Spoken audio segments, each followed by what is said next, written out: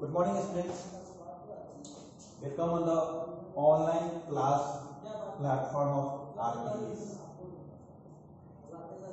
In the previous class already हम लोगों ने डिस्कस किया था इलेक्ट्रिक चार्ज के बारे में, करंट के बारे में एंड सर्किट के बारे में, जहां हम लोगों ने डिफाइन किया था electric current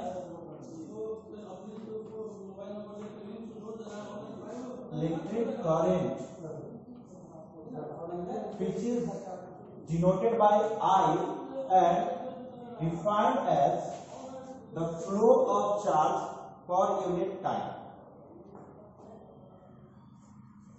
Flow of charge per unit time in this sense, flow of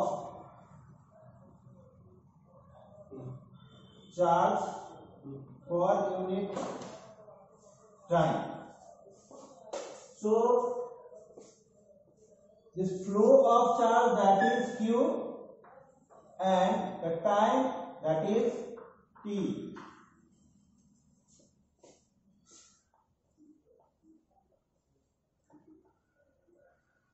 So I is equals to Q by T. This is a very important formula for calculation of electric current in a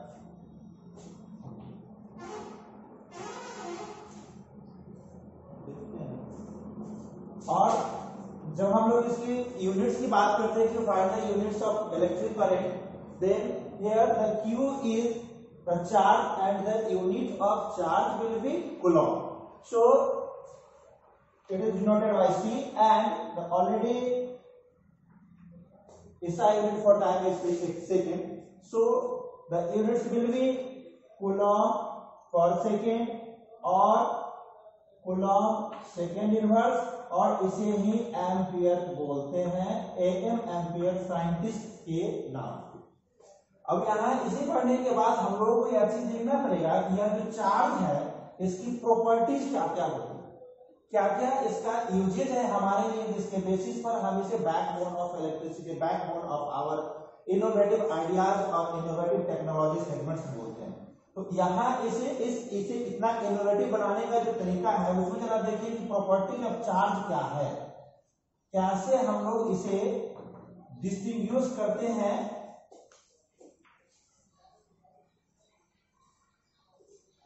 ये काफी important है properties of charge, because on the basis of properties of charge we will talk about the numerical section of electricity and we will calculate how many number of electrons that is shared or transferred between one or more than one atoms and that will responsible for the flow of electricity through a particular conductor.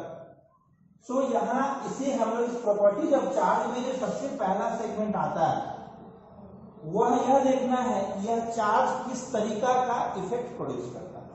Effect means यह charge जब rest में होगा, मेरा मतलब है जब static case में होगा, तो स्टैटिक केस में यह किस तरीका का इफेक्ट दे सकता है. तो यह पार्टिकुलर चार्ज जब स्टैटिक केस में होगा तो उस पार्टिकुलर एरिया में सिर्फ और सिर्फ इलेक्ट्रिक फील्ड प्रोड्यूस करेगा. Electric field region, electric field region is that region in which any charged or uncharged material will place or try to place will get a force of attraction or repulsion. Force of attraction अगर होगा तो यह कब होगा, force of repulsion होगा तो वह कब होगा. इन सारी चीजों के बारे में हम पहले इसकी प्रॉपर्टी की स्टडी कर लेते हैं, फिर टाइप ऑफ चार्ज भी देख लेंगे और उसके बाद हम लोग उसे एनालिसिस. यहाँ पर अगर देखेंगे टाइप ऑफ चार्ज, तो टाइप ऑफ चार्ज में जनरली क्या क्या होते हैं, types of charges. Generally positive charge and negative charge. यह पॉजिटिव चार्ज, नेगेटिव चार्ज की जो अहमियत है, जो यूजेज है वो हम लोग देख रहे हैं. और अब उस प्रॉपर्टीज का जरा एनालिसिस करें. तो सबसे पहला जो प्रॉपर्टी है वह प्रॉपर्टी है charge is a scalar quantity. charge is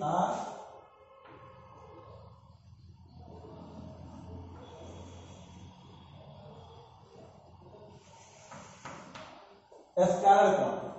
Why charge is a scalar quantity?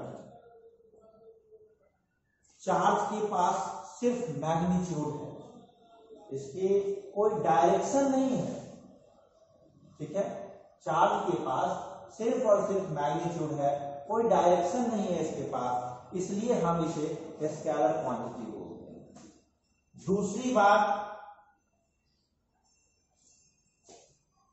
Charge is conserve.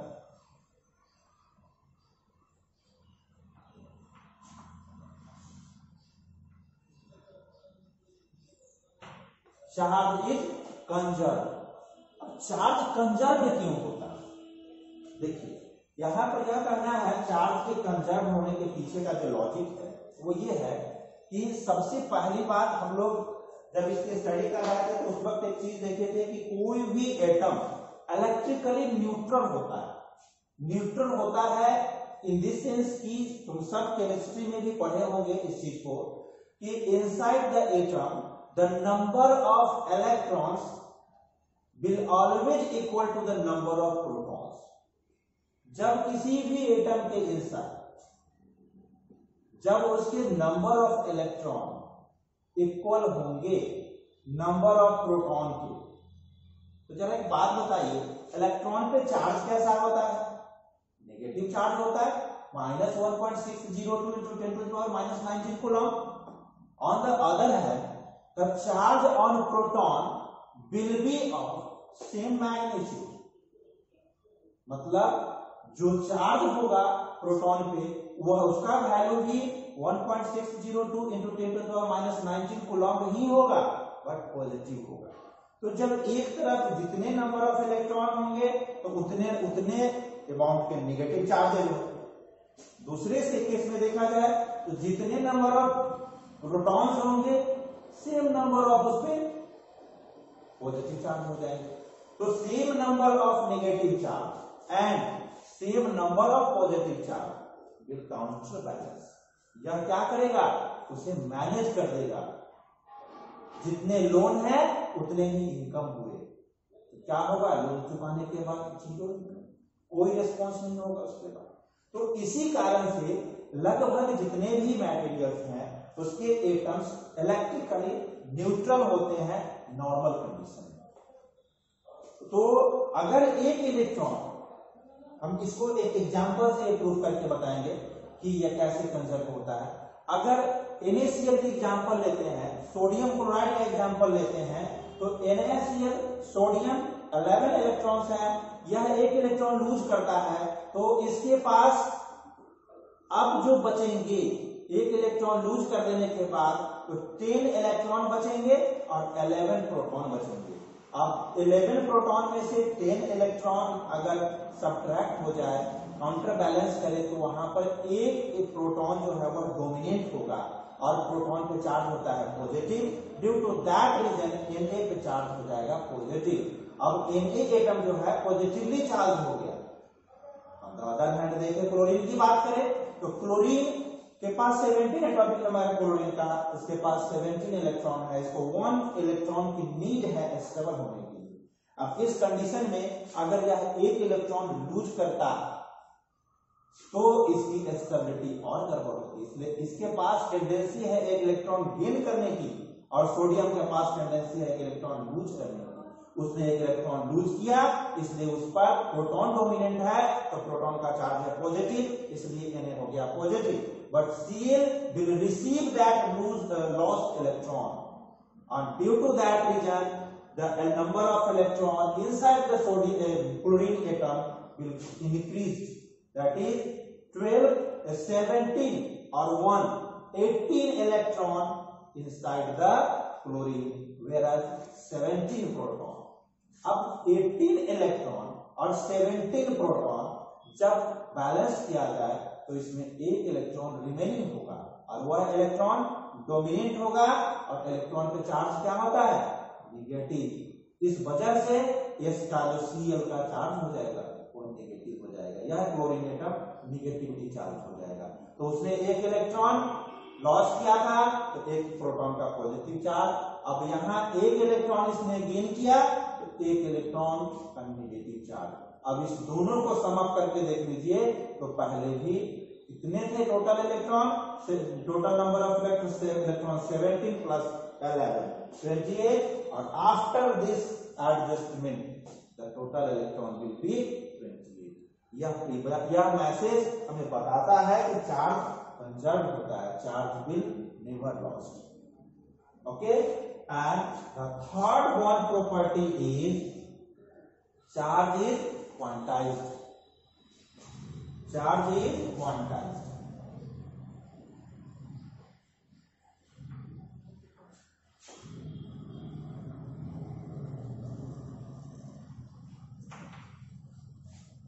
Charge is quantized. अब इस क्वांटाइज्ड वर्ड का मतलब ये हुआ कि जब भी चार्ज की शेयरिंग होगी, तो उस चार्ज की शेयरिंग में, इस इलेक्ट्रॉन की शेयरिंग में हमेशा हर बार कंप्लीट इलेक्ट्रॉन का शेयर होगा। मतलब partial electron, half electron, 1/4 electron, 1/3 electron, that is invalid. One and only one, the one complete number of electrons will be shared. Complete electron will be shared. इसका मतलब है, अगर यहां पर देखा जाए कि Q अमाउंट ऑफ चार्ज है, Q जो चार्ज की शेयरिंग को बता रहा है, तो यह इक्वल होगा हमारे एक इलेक्ट्रॉन का जो नाम है वो, और जितने भी आएंगे तो उसे n से रिप्रेजेंट कर सकते हैं। Q is equals to NE। तो the charge is quantized principle can be mathematically explained in this way, that is Q is equals to NE। अब Q is equals to NE में ये Q जो है ये है चार्ज, ठीक है। यह n जो है इसे इंटीग्रल वैल्यू, इंटीजर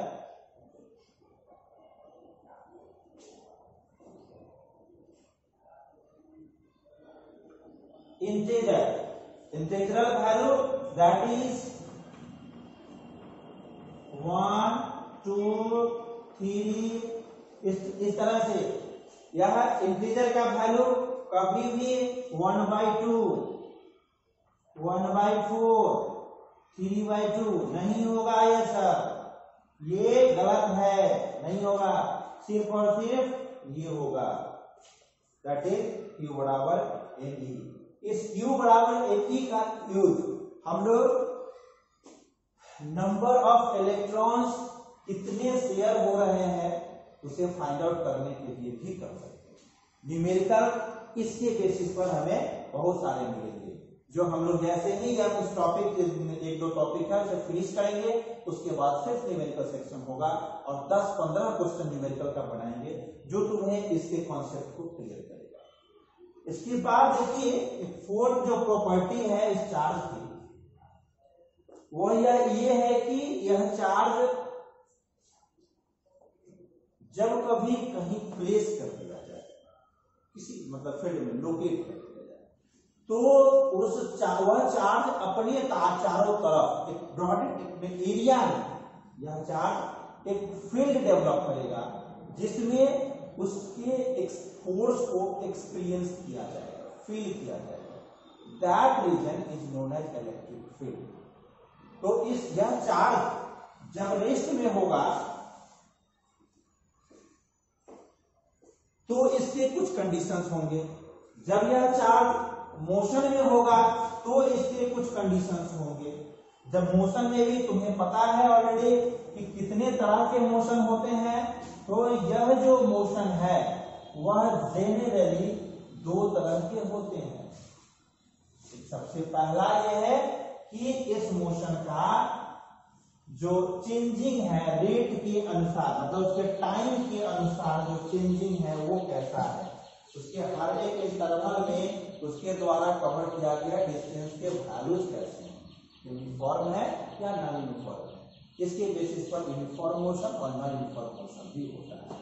मतलब चार्ज जो है, यह चार्ज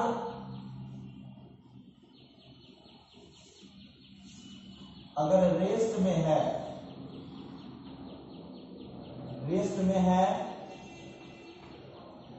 तो electric field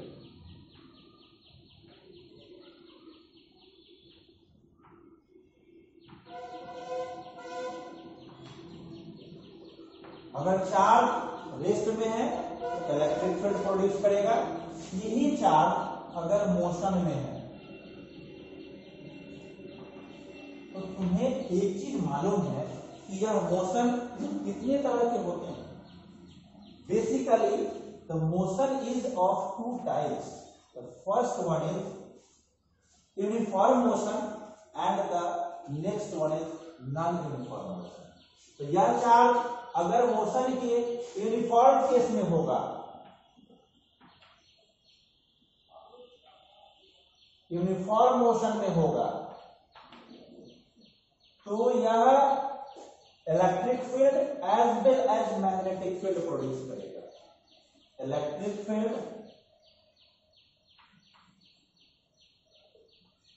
then charge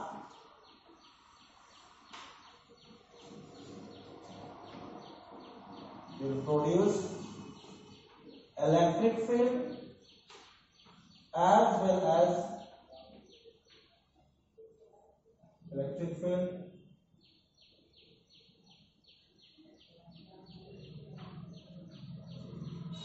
as well as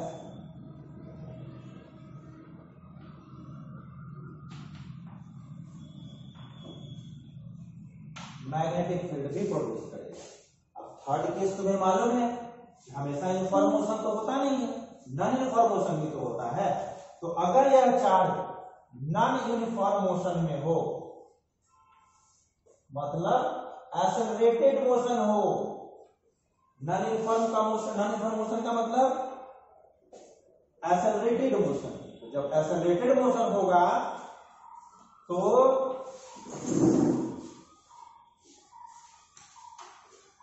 then charge will produce electric field, magnetic field and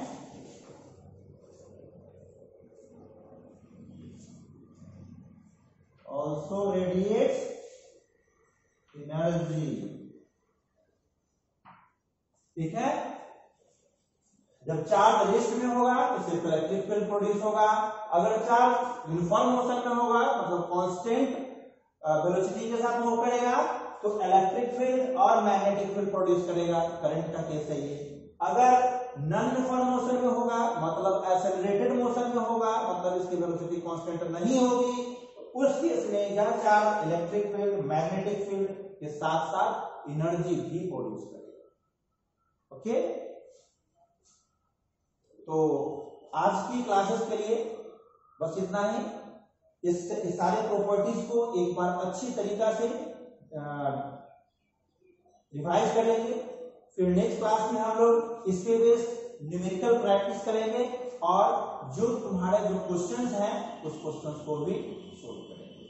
अगर इसमें कोई प्रॉब्लम हो then you may ask and I will answer your question. Okay.